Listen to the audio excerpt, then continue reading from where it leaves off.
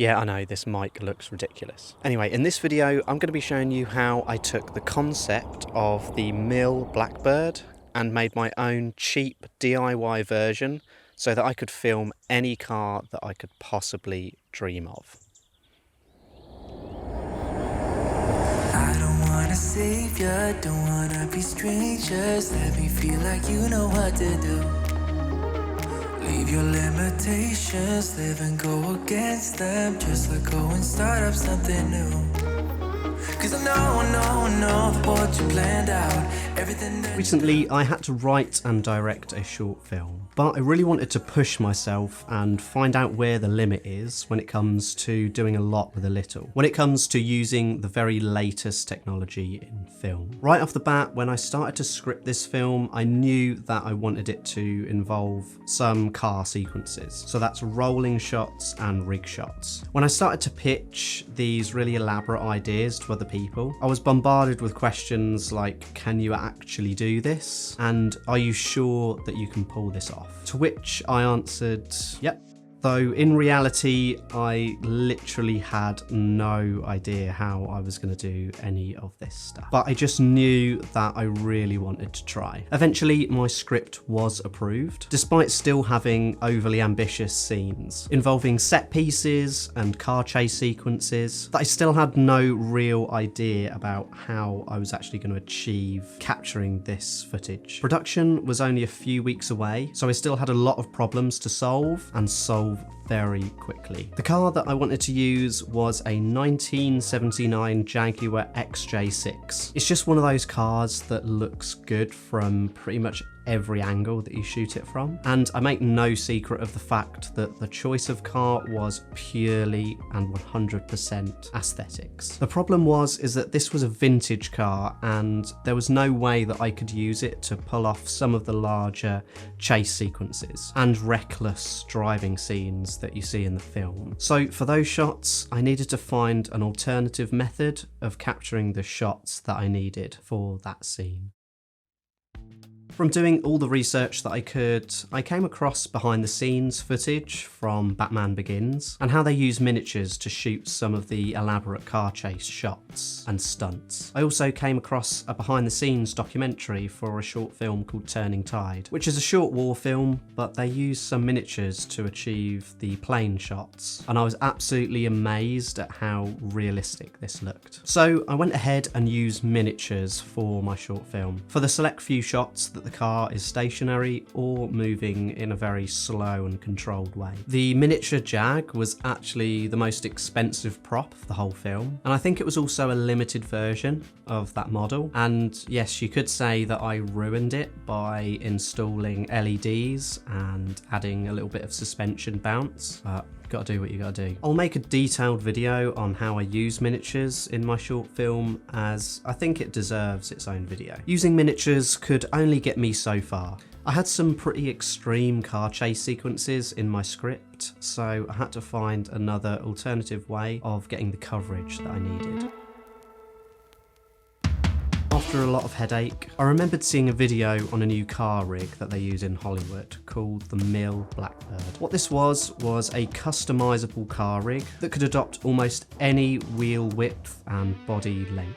They could then reskin the chassis with any car of their choice. That would then have accurate body roll and suspension bounce, and with an array of red cinema cameras on top of the car that created a 360 video of its surroundings. This then allows the CG car to have fairly accurate reflections of the surrounding environment. My mind was blown by this, but that is a rig that costs thousands and thousands of dollars. I'm working with a budget of basically zero. However, although the technology was super advanced, the core principle behind the Mill Blackbird was pretty simple, so just hear me out. One, you've got a physical vehicle with tracking markers all over it, and two, you've got an very elaborate 360 camera on top. That's it. Well, I mean, it's not, but in its simplest form, that's it.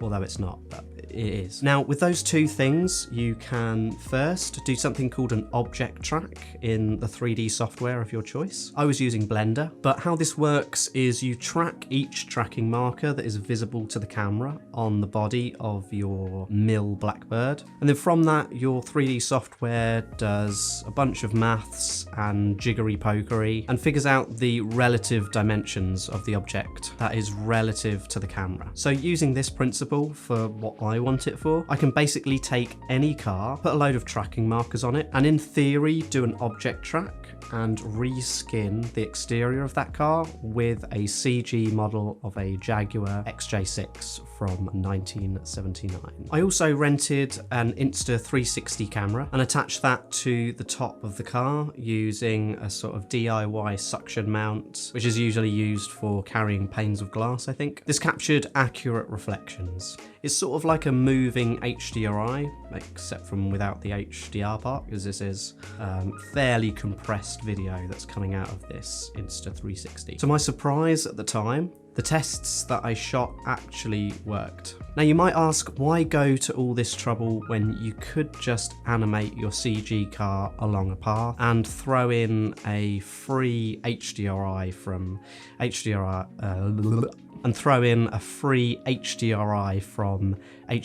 Haven or something like that. Now I could have done that and that would have got me 90% of the way there, but I wanted physically accurate suspension bounce, body roll, reflections, etc. I hoped that getting those things right would really help to elevate this visual effect and help to ground them in reality. When we look at CGI from big budget movies, the thing that often lets them down are the physics. A still frame might look photorealistic, it might be correctly textured and be rendered with a real-world render engine, but in motion it falls apart. The physics just aren't accurate. See, it's not conscious to us, but we have millions of years of evolution hardwired into us that we recognize when things aren't physically accurate. I didn't want to fall into the same trap.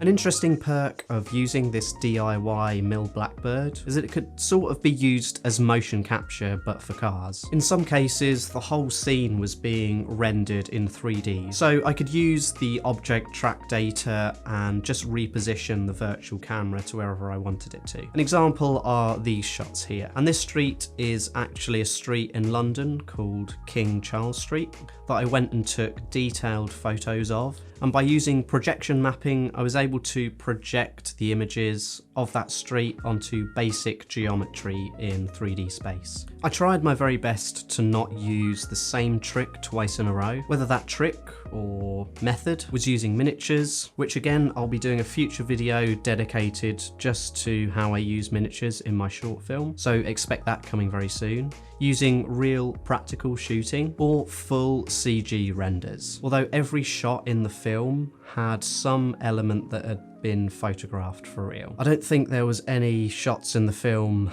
that were completely 100% CG. Every shot in the film had some real photographed element in it. There were plenty of things that didn't work in my short film, but this is just one of those things that did work. And I think it's really cool to just sort of share what I've learned, as I think it's good if we can all stay ahead of the curve in the future of filmmaking. If you have any questions, if there's anything that you're unsure about, or you didn't understand something in the video, maybe I didn't explain something well enough, then feel free to drop a comment below. I do read them and respond where I can, so don't be shy.